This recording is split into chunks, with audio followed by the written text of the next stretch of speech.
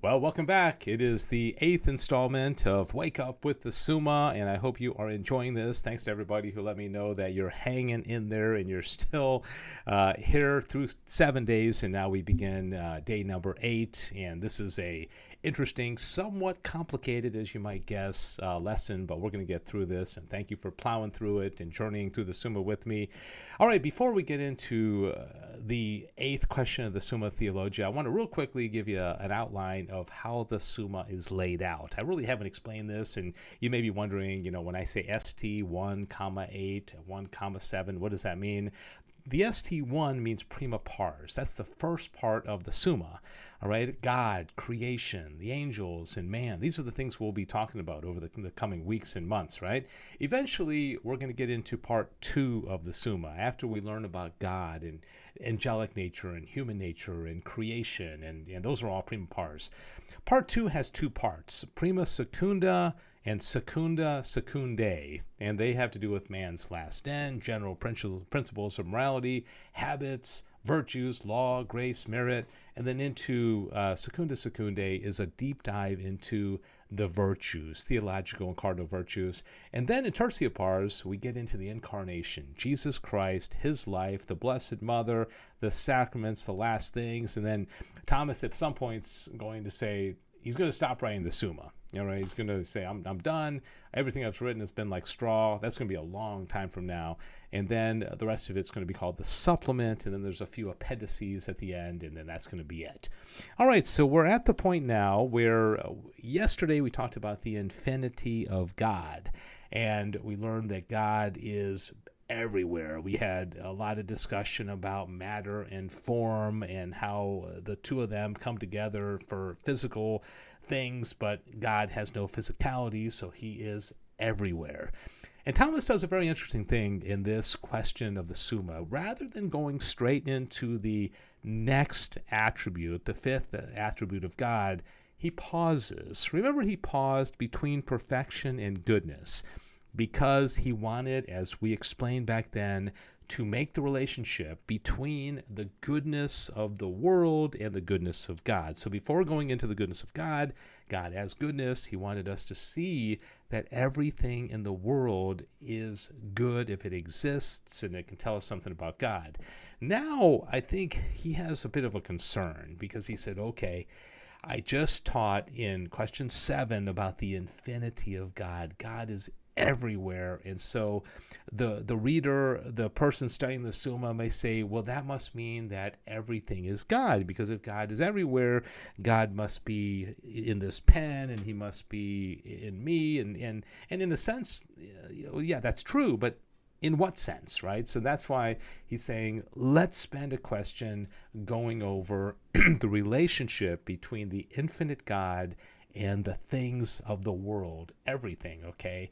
And everything is going to be encompassed in this, but we have to be careful that we not fall into pantheism, which means that everything is God. And I think that's what he's trying to protect us against right now, is that we don't become heretics by becoming pantheists, because Christianity is not a pantheistic religion. So there's going to be 4 articles in this question. The first one is whether God is in all things. Now, this is the pantheistic question. Is God in all things? Is God in this woman? Is God in, this piece of paper here? And he says, and I'm reading directly from the corpus here, God is in all things, not indeed as part of their essence, nor as an accident, but as an agent is present to that upon which it works. For an agent must be joined to that wherein it acts immediately and touch it by its power. So God is in control of the entire world, and that means everything in the world is under his control, under his power, but that doesn't mean he's in the things themselves. Remember, we have autonomy. We are our own essence. We are not God, right? But the relationship between the creature and God is really, really intimate, and so this is why Thomas feels it's very important to make this distinction. Now, since God is very being by his own essence, created being must be his proper effect. Now, when I talk about God, when he talks about God being by his own essence, you should immediately think of simplicity, because a big part of the simplicity of God was that he is existence. Okay, so if he is existence, he is being, that means the effects of being are going to have that relationship with him.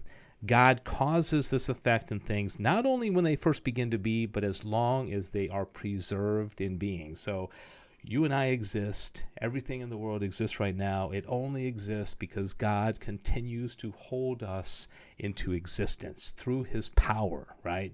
But again, we have to maintain that separation between who we are in our essence and who God is himself. All right, so is God everywhere then? We know he is, because that's kind of the definition of being infinite, is that you are everywhere. But you see the tension here. Okay, if he's everywhere, what does that, how does that leave me? If God's right here in the same place where I am I God? What's my relationship with God? All right, he says he is in all things, giving them being, power, and operation. So he is in every place as giving it existence and locative power.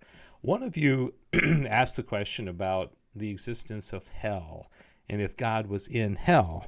Now, listen to what Thomas says here. He is in every place as giving it existence and locative power. So if hell exists, God had to have allowed it to exist and created it, and therefore, in this sense, through his power, he would be in hell, but not in his essence. And that's going to come back later on when we talk about the damned and judgment and all that kind of stuff. Like when Jesus descended into hell, in the 3 days that he was dead, what exactly does that mean, to descend into hell? That we'll get into that.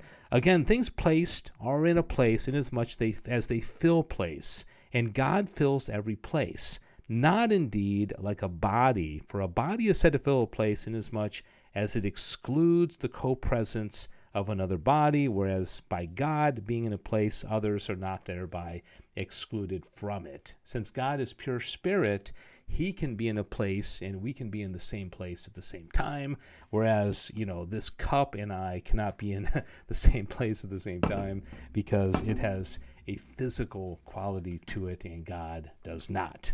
Okay, are you following along? Let's go on to article number 3, whether God is everywhere by essence, presence, and power. And he pretty much has explained this already, but there's an interesting little twist in this article that I want to highlight. God is said to be in a thing in two ways. In one way, after the manner of an efficient cause, and thus he is in all things created by him. Now, efficient cause should immediately make you think of the second proof for the existence of God. Remember, the uncaused cause, as opposed to the unmoved mover, which was number 1. Okay, so again, this all ties together. He's the uncaused cause. He caused all things. Therefore, there's a relationship between him and creation. The next thing, though, is interesting. He talks about the God being everywhere in the operation of the soul, according as the thing is known is in the one who knows, and the thing desired in the one desiring. In the second way, God is especially in the rational creature which knows and loves him actually or habitually. So he's making a distinction here between God's presence and existence in us as opposed to the irrational creatures, because we can know God and we can love God. And in that sense, he's more powerfully in us than he's in other creatures.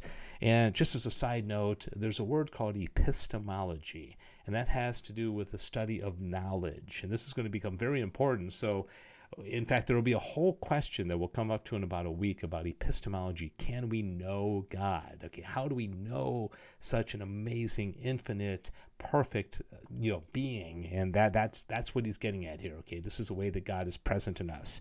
He goes on and talks about a couple of examples. Thomas is very big in examples. A king, for example, is said to be in a whole kingdom by his power, although he is not everywhere present. Okay, you can feel the power of a king, even though he's not in your house. Again, a thing is said to be by its presence in other things which are subject to its inspection, as things in a house are said to be present to anyone who nevertheless may not be in substance in every part of the house.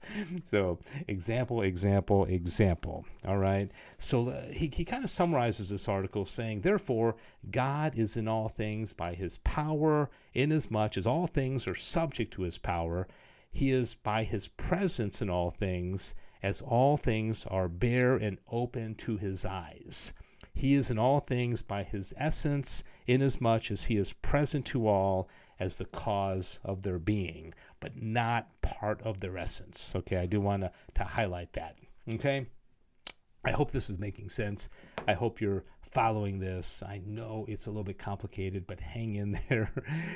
It does get easier. Okay, finally, Article 4, whether to be everywhere belongs to God alone.